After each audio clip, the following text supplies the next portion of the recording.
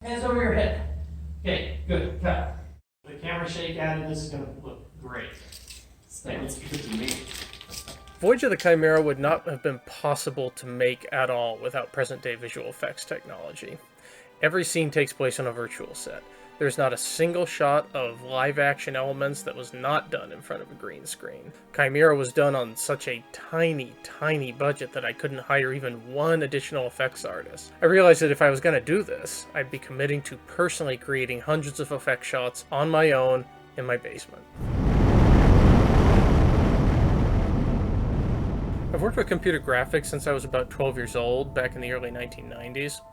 My dad had some software lying around, I think from his publishing business. He was self-publishing an entrepreneurial magazine called Midnight Engineering, and doing basically all of it himself. So I grew up in this kind of self-starting environment. If something needs to be done and you don't know how to do it, and can't hire someone, learn to do it yourself, because you can. And so I made these CGI live-action combo movies back in the late 90s, and they're unwatchable. But I was able to use them to learn all the different parts of filmmaking. So because of that early, unwatchable blue and green screen work I did in my teens, I had a foundation where I could say, hey, the technology's come a long way and gotten much cheaper in the last 20 years. Maybe I can do the same thing I did back then, but on a level good enough to play as a real feature film for release. I started with tests. I just started building stuff in 3D Studio Max and seeing how good I could make them look. Early on, I was using Max's built-in mental ray engine. Then I learned about GPU rendering and started experimenting with iRay before ultimately settling on Octane Render as my engine of choice. It was insanely fast compared to what I'd been using before, was much easier to work with, and best of all, it was physically based. Lights and shadows automatically behaved in the way they do in real life. Materials almost automatically looked like a real something. You had to make them look like the right type of material, of course. You don't want plastic where metal should be, for instance, or paint where fabric should be, but I found my surfaces generally looking pretty realistic right out of the box. Now that I had a viable way to create the sets, the next step was to put people in them, and I needed to convince myself that I could actually do this first. So I rented a halfway decent camera, and we shot a few tests. They came out looking much better than I expected them to, honestly. That test is what really convinced me that we could do this, that this would actually work, and that we could actually make a movie this way. I kept building sets and ships while we were writing the script, and just kept trying to figure out all the things that I'd need to do to make these shots look as realistic as possible. The lens lengths needed to match. Whether I used a wider 24mm lens on set or a longer 85mm, the virtual camera used to render its background plate would need to match. The camera angle and position would also need to be as close as possible. On top of that, the lighting. It was absolutely key that all the live actors must be lit in a way that the footage matched the background. Each shot had to be planned out in advance. I recorded myself reading the script from front to back and then virtually shot the film and edited it, using digital mannequins to stand in for the actors. This way I was able to put together an extremely rough version of the movie before a single frame of actual live-action footage was shot. Essentially a feature-length animatic, or perhaps a storyboard might be a more accurate way to refer to it. And I was able to bring these stills on set for reference, to be able to see how the mannequins were lit, angle by angle, and have my small crew set up the real lights to match. I actually built the lighting scheme of the whole show around some simple principles that would simplify the photography. High color temperature CFL lights for white lights and lower temperature bulbs for more orange colored lights. I did use color gels for certain scenes, such as red or blue in various places, but most of the time it's just straight white daylight balanced lights and indoor balanced, and that's it. For each of these shots, I would export a still of the live action footage and bring it into 3D Studio Max as a background image. Then I would take the virtual camera I originally rendered the storyboards with and move it around until it matched the live photography as much as possible. If your green screen lighting is fairly even, removing the background is really not tremendously difficult. Many times I had lights or other equipment I knew would be visible that I would have to remove manually. Sometimes the creases between the green screen panels created dark lines that also had to be removed. Fortunately, there are simple tools like garbage mats that you can use. You just simply draw around the problem and subtract it, or you draw around your subject and subtract everything else. Then you animate this this new mat as your subject moves around. You got to make it, because if your subject moves over the mat, they'll be partially cut off, and so you got to make sure that mat moves around them, and that can take a bit of animation work. And after all that, you still have to color correct your footage and add atmosphere, or else it's really still not going to blend correctly. So there's a lot more work than just removing the background. This is where I had to get pretty creative at times. Sometimes the answer was as simple as just playing with the curves on my live action footage, dialing up the color saturation a bit. Other times I had to add localized color changes to different parts of the image, especially around edges of people, essentially painting in new light. Some of these shots were more successful than others, but it's amazing what you can do in post. Something we don't usually think about when we watch movies is that the background is usually blurred out of focus. The farther away from your focal point an object is, the more blur. You can plainly see the background blurring in our live action photography. Sometimes the focus shifts from one depth to another, drawing our attention to something or someone else in frame, and I wanted to replicate that effect virtually. A lot of that is accomplished with just some simple camera blurring effects. However, parts of the background images are effectively foreground imagery, such as shots looking down hallways. As characters walk down them, they almost become a part of the background, and the focus, however subtle, travels with them from front to back. If your background is a flat image, and you want it to look like people are walking through it, like it has depth, how do you add that?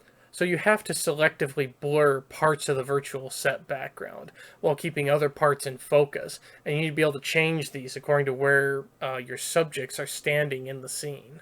So for each shot like this, in addition to the rendered background, I also rendered out a depth pass, which defines the distance from camera and grayscale.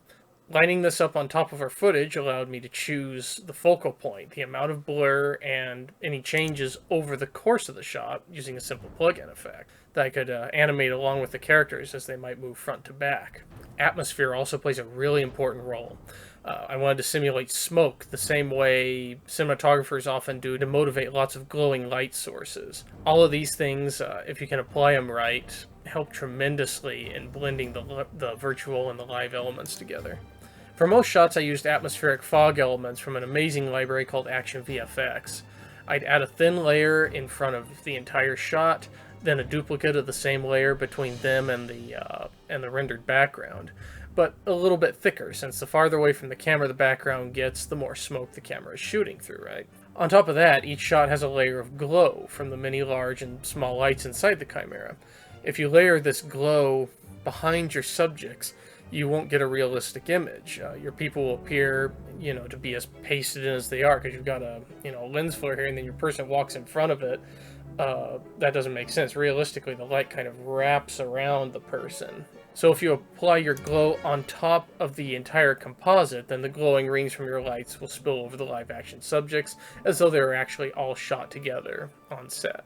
All these elements, you start stacking them up, it can get pretty complicated, especially in a shot like this one, where you have actors in the foreground, background, and middle distance, plus virtual set elements in the foreground, background, and middle distance as well, in addition to the moving graphics on video screens. In this shot, Victor Salas, played by Art Razzo, has to actually walk through a doorway that does not exist on set. The indication we had of this on set was the way the light changed as Art stepped from one position to the next. In the finished composite, the doorway is in the foreground, but the moment he steps through, this flat 2D image of him must become the foreground, and the flat 2D image of the doorway must become the background. This requires Art to be split away from the character of Dennis Tamai, played by Andrew Hook. This was done by simple hand masking, just animated to move with Art as he steps through. Moments later, the camera racks back to Tamai and then back to Salas, requiring both the doorway and the deep background of the room to rack with the live footage. And so the change of focus points has to match precisely. Being able to have our actors appear to interact with their environment was key.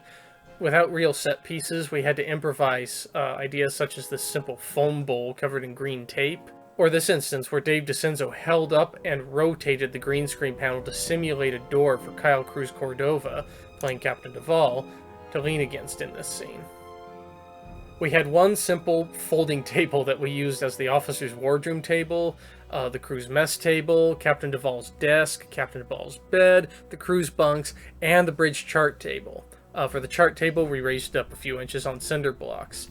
And that was probably the single most important prop that we actually had, was that silly single table. Shadows can sometimes play a major role in blending things together as well, especially in these tight confines of these ship corridors. I avoided them when I could for expediency, but certain shots really needed them.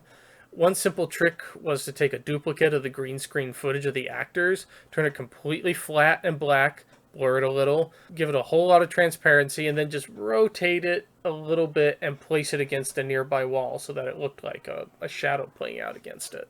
I did not believe that I could freely move my camera from one position to the other for this movie, have the camera moving physically in space, and then have the virtual camera do the same thing. I knew that would be very difficult to do, and so I chose basically not to take that on. I was, however, pretty sure that I could pan and tilt the camera from one spot on a tripod. For these live camera pans, I rendered a background much wider than the live photography, knowing that I could slide it from side to side with the camera motion, like a moving diorama almost. By placing pieces of green tape on the screen, as you can actually see behind me, I could provide markers for the software to track.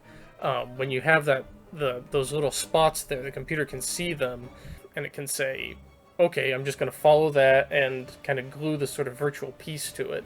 Then you can glue your elements, your different scene parts, like the background. You can glue them to that, and they'll follow that in the live action footage.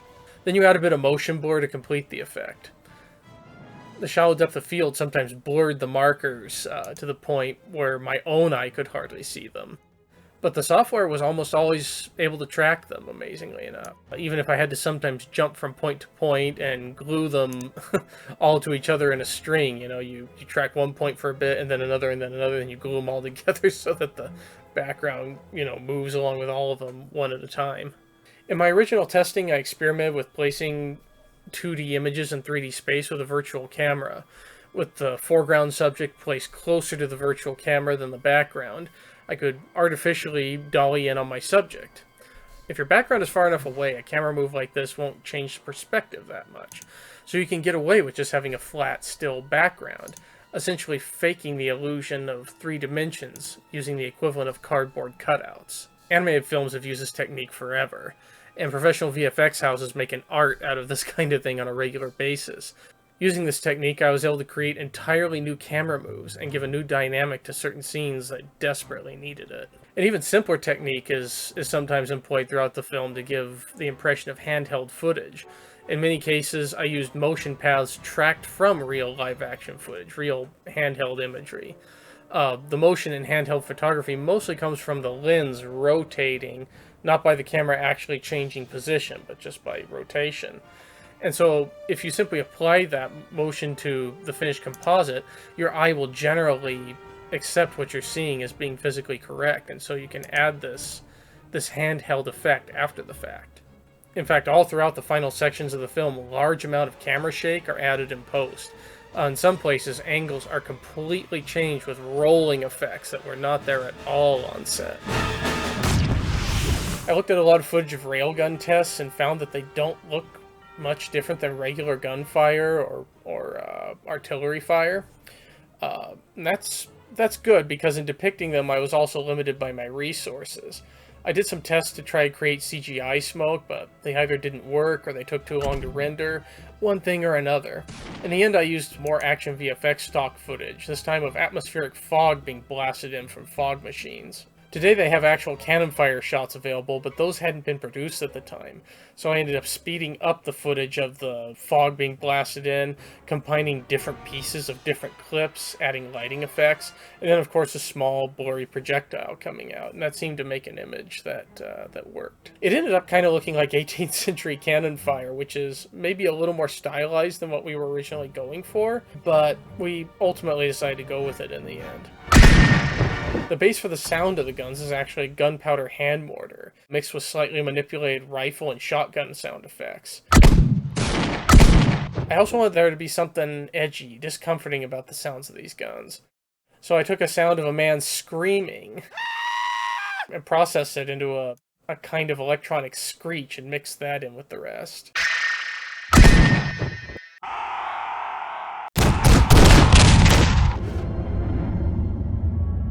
Ship exteriors are a lot easier because those were such simple environments. It's just stars and a ship. There was some challenge though with some of the stuff with Volturine at the end, because you've got these very dark ships with these very bright spotlights just picking out bits, and that was very deliberate. I wanted to have that kind of mysterious, out in the black kind of feel, far enough away from the sun that everything was in the dark and they're having to use the light to play over it. And it almost gives it a kind of underwater exploration feel, like exploring an underwater wreck. And I thought that would be a really interesting, spooky way to depict that scene.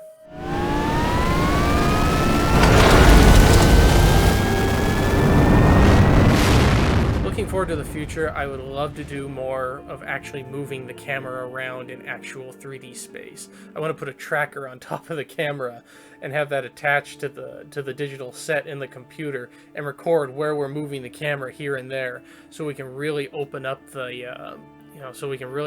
use of the camera and make it really dynamic and really cinematic on the next one. This first one was a big challenge, and I think if we do another one, it's going to be an even bigger challenge. But I'm really looking forward to it because I think we can do some pretty neat stuff.